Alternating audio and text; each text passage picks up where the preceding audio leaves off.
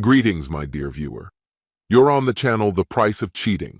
The channel is for those who appreciate traditional family values and condemn adultery. So be sure to subscribe to the channel. Let's get started. When the clock struck 10 in the evening, Oscar finally mustered the courage to go upstairs to the bedroom. His wife, Julia, a stunning beauty whom he had cherished for 35 years, was getting ready to go out with her friends. The thought that she was going on a date again sparked a familiar anxiety within him, an unease that had blossomed after her last outing with these women the previous Friday.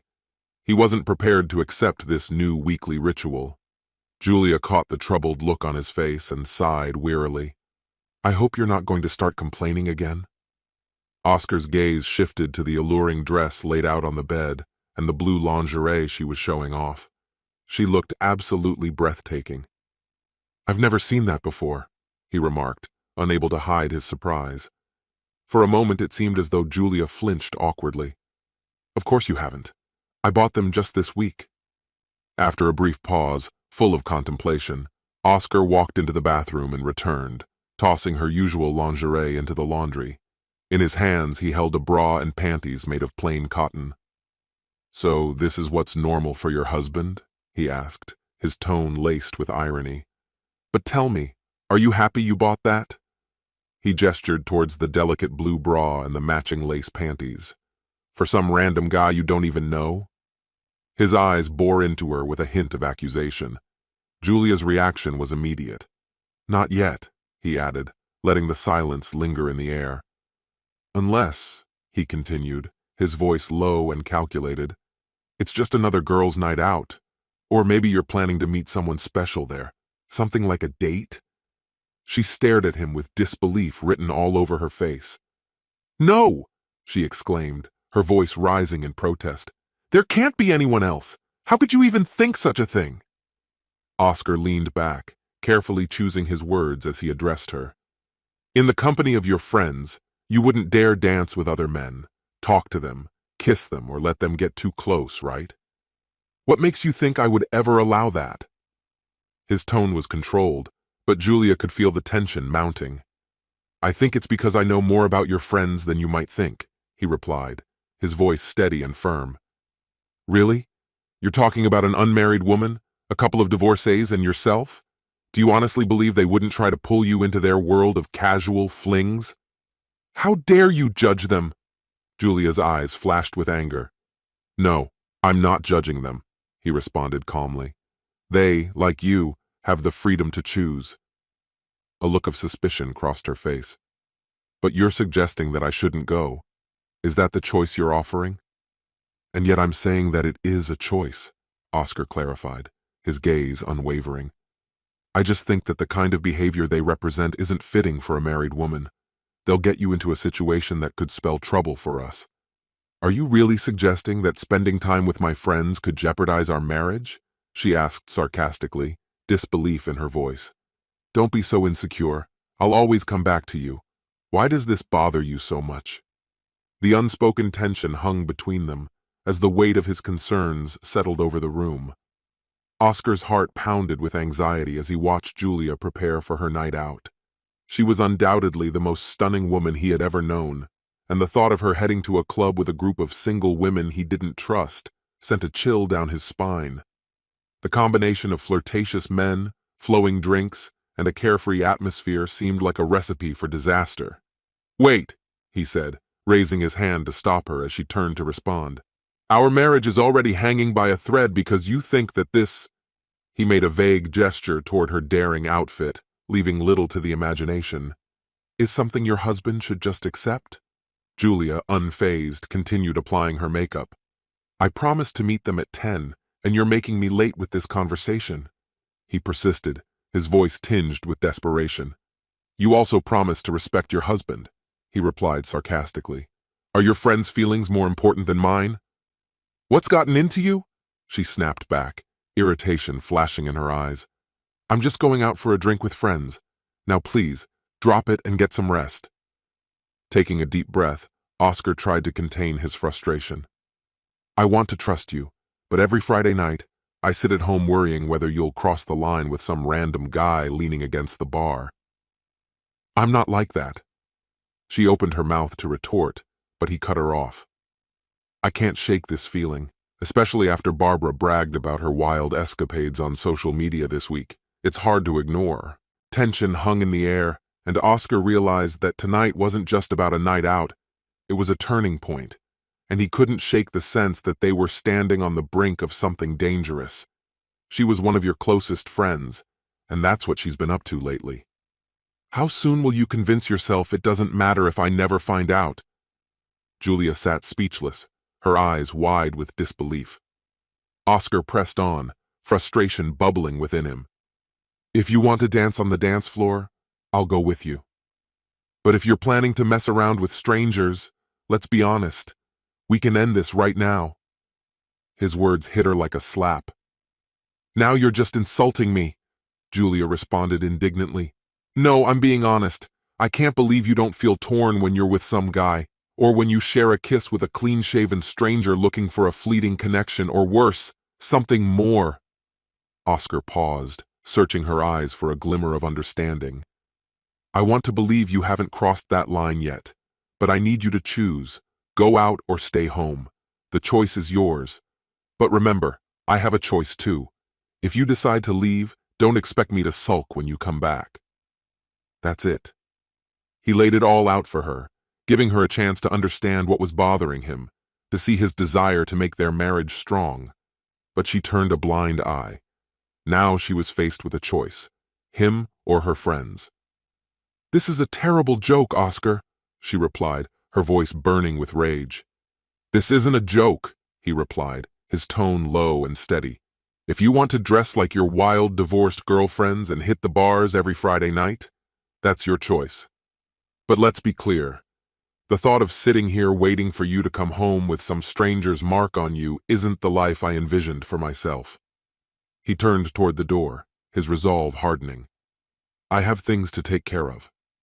When you're ready, I'll be waiting downstairs, he said, his voice echoing in the dimly lit room. Julia sat silently before the mirror, lost in thought, her reflection a canvas of conflicting emotions. She hadn't crossed the line with other men, at least not in the way one might think. Sure, the handsome stranger last week had stirred something in her, and she'd given him a taste of closeness with a fleeting caress. But that was all. Still, the thrill of being admired on the dance floor ignited a fire in her that she couldn't quite extinguish. Every compliment from Oscar felt obligatory, a duty of his role as her husband. But the way the men in the club looked at her with eyes full of desire and hunger made her feel alive and intoxicating. Meanwhile, Oscar sat at his laptop, focused on filling out an online form, unaware of the storm brewing between them. The clock neared 11, and down the stairs came Julia, a vision in high heels that accentuated her long, slender legs, hugged by a blue dress. Oscar glanced at her, caught between confusion and intrigue. Would she stay with him for the night or slip away into the arms of her wild friends?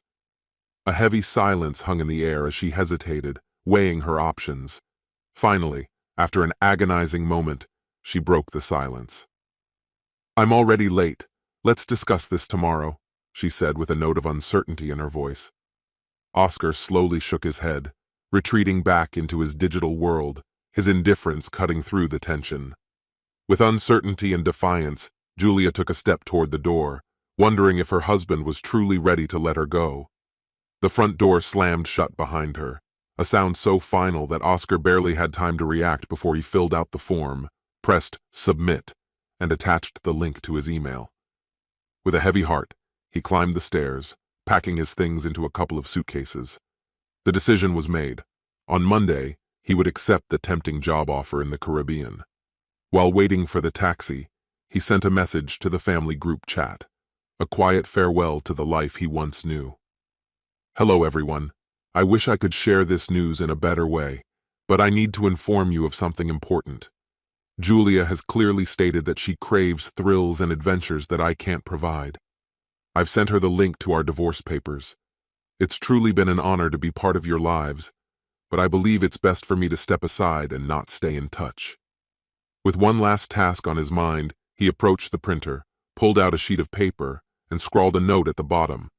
Then he placed it on their wedding photo, which proudly hung above the fireplace, a bittersweet reminder of what once was.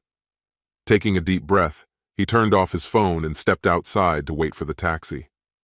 Meanwhile, Julia had settled into her spot at the club, laughing with Barbara when her phone buzzed. If this is Oscar begging me to come back, she thought with irritation. But to her surprise, it was her sister Shannon. Where the hell are you? Came Shannon's urgent voice. I'm at the club with my friends, Julia defended herself, expecting a reaction from Shannon. What's going on? Does Oscar know about this? Shannon pressed, her tone sharp. Well, yeah, he knows I'm out with friends. What's the big deal? Julia responded, feeling the tension. Did he like it? Shannon's anger was palpable, revealing her long-standing attachment to Oscar. Well, no, of course he wasn't thrilled. I told him we'd talk tomorrow. Well, good luck with that, you fool. Oscar has left you, Shannon exclaimed, and the full weight of the situation hit Julia like a wave. Wake up. You're not 18 anymore. Just check your email. With those words, Shannon abruptly hung up, leaving Barbara to watch the rising panic in Julia. In the dim light of the nightclub, Julia's face drained of color as she fumbled to open her email app. The message from her family appeared on the screen, hitting her like a ton of bricks. That must be why Shannon called. Before she could catch her breath, the phone buzzed again. Relief washed over her. It was Oscar. But no. Looking down, she saw it was her brother. The tension in her gut tightened. What did you do to Oscar? Her brother snapped, disbelief and anger mixed in his voice. He treated you like a queen, and you wanted more? Jack, it's not like that, Julia stammered, her heart pounding. I felt trapped. I just needed one night a week to be myself. He scoffed, disbelief evident in his voice. You're in a damn nightclub. Your husband just left you and you're having fun? The fury in his tone was palpable. Her brother rarely swore, especially in front of family. What could she say in her defense? The loud music and laughter around her made the situation painfully clear. No, Jack. This probably happened after I left home. Please just stop. But before she could finish, the line went dead. Julia's heart sank. Grabbing her bag and phone, she rushed out of the club, completely ignoring Barbara and the other friends as they flashed by her on the street. A few minutes later, the taxi arrived, and she quickly jumped in, her thoughts swirling in a chaotic whirlwind. During the ride, she tried calling Oscar, but his phone went straight to voicemail. When she finally entered her house, the silence enveloped her like a heavy shroud. It felt cold and empty, mirroring the turmoil in her heart. Julia kicked off her shoes and rushed up the stairs with her heart pounding wildly. The sight that greeted her was a stark reminder of his absence. Most of his clothes and his shaving kit were gone. Panic gripped her, and she raced back down the stairs. His phone, laptop, wallet, everything that once connected her to him had vanished. Holding her breath, Julia dashed upstairs again. His passport was missing too. The reality of his warning echoed in her mind. There was no room for misunderstanding, no space for doubt. If she had left, she would have returned to find nothing but echoes in an empty house. She had always known him to be truthful, an honest and decent man who had been wounded by past betrayals. Oscar valued honesty above all else, and he had kept his word. As she descended the stairs again, a sense of utter helplessness washed over her. Just an hour ago, she had been happily married. Now, the weight of separation pressed down on her. Divorce loomed on the horizon, and the thought seemed unreal. But then, something caught her attention. A picture hanging above the fireplace. It seemed out of place, somehow wrong. As Julia examined the image more closely, a wave of nausea hit her. What was it about this photograph that made her stomach churn? It was a snapshot from someone's social media, capturing a moment of supposed bliss. A young man on one knee proposing to his girlfriend in a scene straight out of a romantic movie. But in the background lurked a shocking twist. Julia, entangled in a passionate embrace with a man who wasn't shy about groping her in plain view. Above this chaotic scene, Oscar had scrawled in bold black letters, "Liar." What followed was a whirlwind of unexpected events. Oscar, seeking solace and perhaps escape from his heartache, left the country, leaving Julia alone with the newfound freedom she had long desired. But this liberation came with consequences. 3 months later, Julia was confronted with the harsh reality of poverty, a choice that would haunt her in ways she had never imagined. Meanwhile, Oscar's journey led him to sun-soaked beaches, where, while surfing, he met a sweet and charming woman. Their romance blossomed into something beautiful, a stark contrast to the turbulent past he had left behind. Yet the saga of Oscar and Julia reached its poignant conclusion in that moment captured on camera, a bittersweet reminder of love, betrayal, and the unpredictable paths we choose. The rest of their lives, filled with new beginnings, heartache, and lessons learned, are stories yet to be told. But the chapter of Oscar and Julia closed here, forever marked by one unforgettable photograph.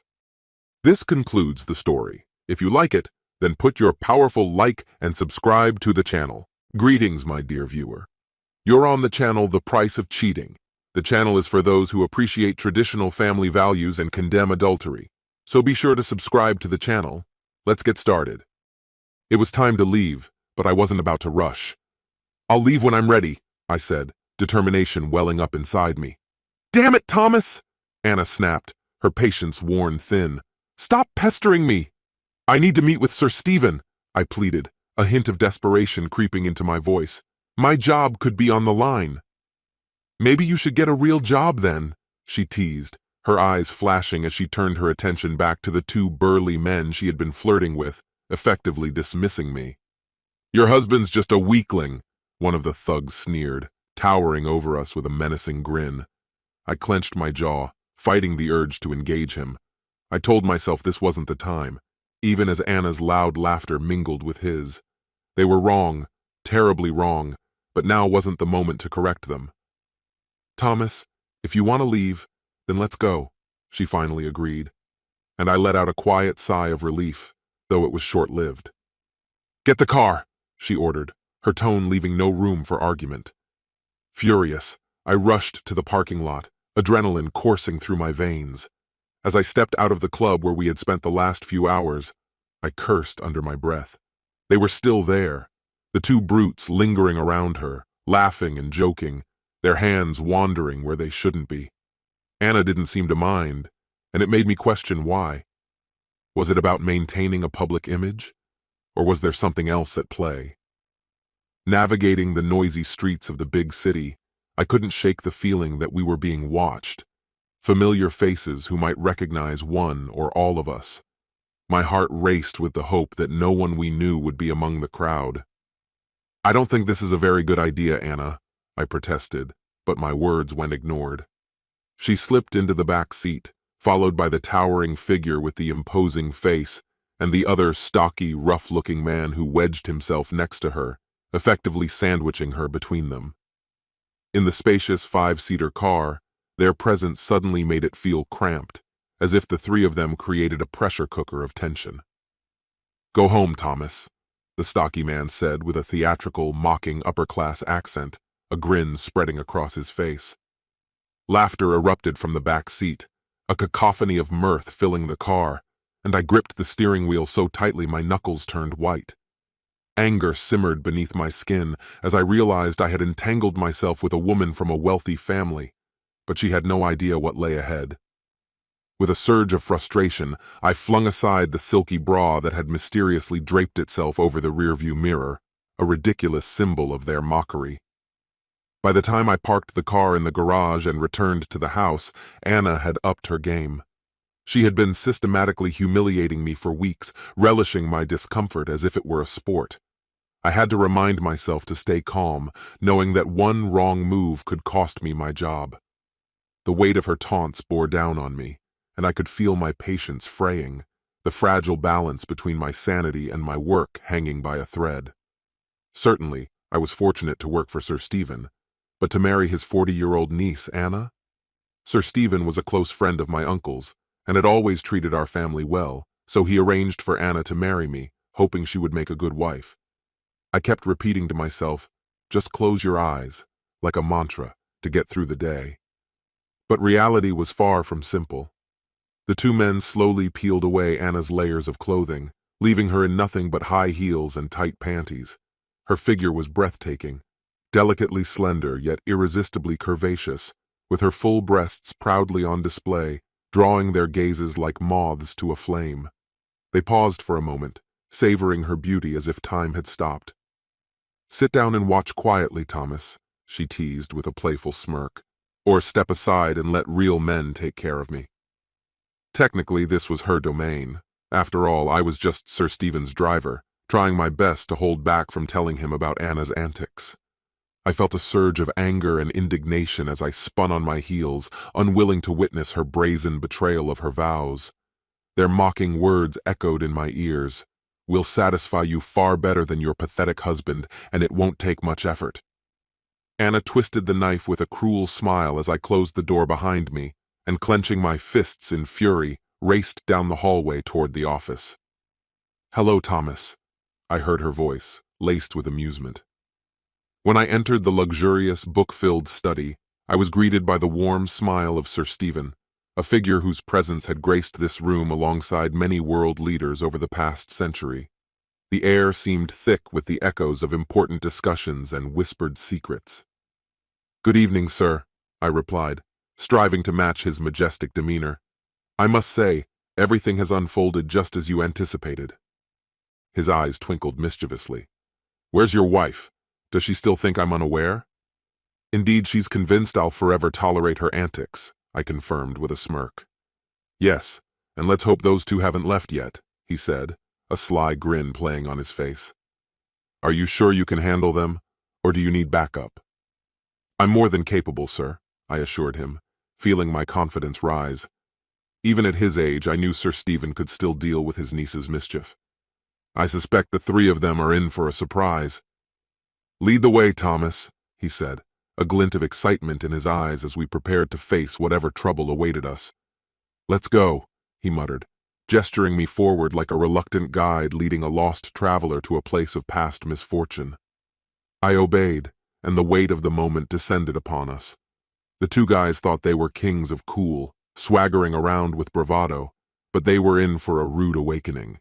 In the blink of an eye, they were unceremoniously tossed out the back door, the servants' entrance as it was called in Sir Stephen's father's day. But who cared about the semantics?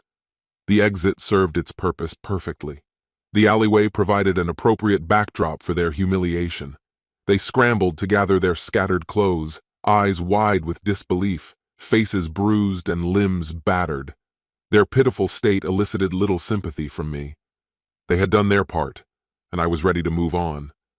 Meanwhile, Sir Stephen remained to confront his wayward niece, and I couldn't help but hear her desperate cries. Denial turned into whining as she was faced with the evidence I had earlier captured on camera. The matter dragged on, as it often does, but with irrefutable proof and my testimony, Anna eventually conceded. She agreed to a settlement, which was slightly more generous than the initial offer. It would keep her afloat for a few months, enough time to find work in one of the clubs. And as for me, I continued in my role as Sir Stephen's chauffeur, accompanying him on globe-trotting journeys to exotic and dangerous places. I kept a close eye on him, especially during his nocturnal outings to questionable nightclubs. After all, Sir Stephen was a truly decent man, but like all of us, he had his flaws. As for Anna, she was a fool who missed out on Sir Stephen's fortune, yet here she was, relying on her undeniable charms. Life is a tangled web of choices, and in this game, everyone has their role to play. After stripping couldn't fill her pockets fast enough, she sought new opportunities, moving on to higher stakes, or rather, lower depths of indulgence. But make no mistake, she wasn't offering her services cheaply. How do I know this? Let your imagination run wild. 20 years of marriage to a vile woman had come to an end, and I'm glad this torment is over. Life is a beautiful tapestry with unexpected twists, and I hope it continues to unfold in a delightful way. This concludes the story. If you like it, then put your powerful like and subscribe to the channel.